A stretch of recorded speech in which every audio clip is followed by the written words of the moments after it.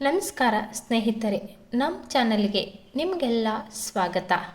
ಸಮಾಜದಲ್ಲಿ ಯಾವ ಯಾವ ತರಹದ ಕಥೆಗಳು ಇವೆ ಅವುಗಳು ನಿಮಗೆ ತಿಳಿಸುತ್ತೇನೆ. ಸಬ್ಸ್ಕ್ರೈಬ್ ಮಾಡಿ, ಒಂದು ಲೈಕ್ ಕೊಡಿ. ಒಂದು ಊರಿನಲ್ಲಿ ಮಗಳು ಮತ್ತು ಅಮ್ಮ ಒಂದು ಮನೆಯಲ್ಲಿ ವಾಸವಾಗಿರುತ್ತಾರೆ. ಮಗಳು ಅಮ್ಮನ ಮುದ್ದಿನ ಮಗಳಾಗಿರುತ್ತಾಳೆ. ಮಗಳು ಚಿಕ್ಕವಳಿರುತ್ತಾಳೆ. ಸರಿಯಾದ ತಿಳುವಳಿಕೆ ಇರುವುದಿಲ್ಲ.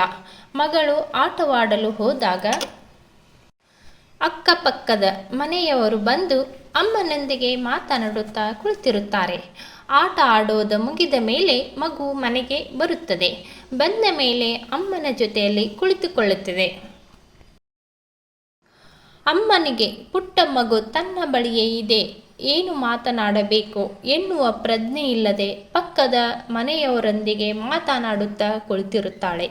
ಅಮ್ಮನ ಹೆಸರು ಶಾಂತಮ್ಮ ಇರುತ್ತದೆ. ಪಕ್ಕದ ಮನೆಯ ಅವಳ ಹೆಸರು ನಿಂಗವ್ವ ಇರುತ್ತದೆ. ನಿಂಗವ್ವ ಶಾಂತಮ್ಮ ಹೇಳಲು ಶುರು ಮಾಡುತ್ತಾಳೆ. ಶಾಂತಮ್ಮ, ನಿನಗೆ ಗೊತ್ತಿದೆ ಏನು? ಬಾಜು ಮನೆಯಾಕೆ ಗಂಡ ಹೊಲಕ್ಕೆ ಹೋಗ್ಯಾನ. ಗಂಡ ಬರೋದ್ರಾಗ ಹೆಂಡತಿ ಸತ್ತು ಬಿದ್ದಾಳೆ. ಆಜು ಬಾಜು ಜನ ಬಂದು ಅವಳಿಗೆ ಸೀರೆ ಉಡಿಸಿ ದಂಡೆ ಕಟ್ಟಿ ಕೂಡಿಸಿದ್ದಾರ ಅಂತ ಅವಳ ಗಂಡ ಬರಕ ತಡ ಆಗ್ಯಾದ. ಅದಕ್ಕೆ ಬಾಜು ಮನೆಯವರೆಲ್ಲ ಹೋಗ್ಬಿಟ್ಟಾರಂತ. ಹೌದೇನು? ನಿನಗೆ ಗೊತ್ತಿಲ್ಲೇನು? ಕೇಳು. ಆಕೆ ಗಂಡ ಬಂದಾನು ಮನೆಗೆ, ಆದರೆ ಅವನಿಗೆ ಗೊತ್ತೇ ಇಲ್ಲ ಅವಳು ಸತ್ತಿದ್ದು.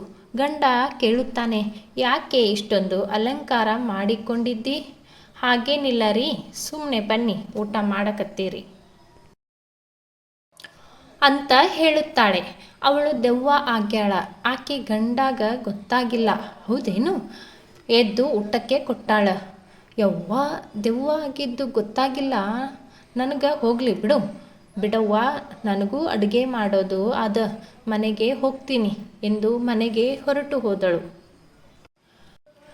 ಖಾಲಿ ಪೇಪರ್ ಅಂತಿರುವ ಮಗುವಿನ ಮನಸ್ಸಿನಲ್ಲಿ ದೆವ್ವ ಭೂತದ ಬಗ್ಗೆ ಭಯವೇ ಇರಲಿಲ್ಲ.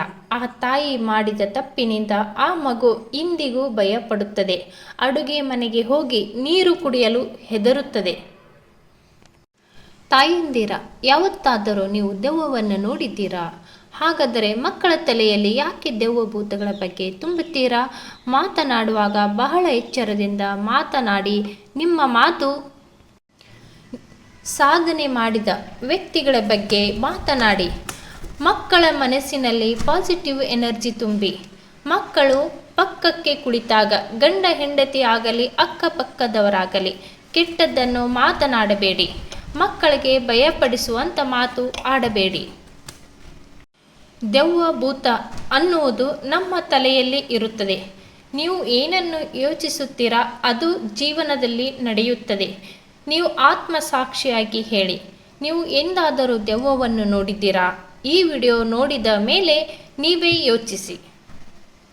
ಶಾಂತಮ್ಮ ಮತ್ತು ನಿಂಗಮ್ಮ ಮಾಡಿದ ಕೆಲಸ ಸರಿ ಏನು ಅಂತ ಮಕ್ಕಳು ಇರುವಾಗ ಇಂಥ ಮಾತು ಆಡಬೇಡಿ. ಮಕ್ಕಳಿಗೆ ಹಿರಿಯರ ಸ್ಫೂರ್ತಿ ಆಗಬೇಕೇ, ಮಕ್ಕಳ ಆತ್ಮಸ್ಥೈರ್ಯ ಕೊಲ್ಲುವ ಶತ್ರು ಆಗಬಾರದು.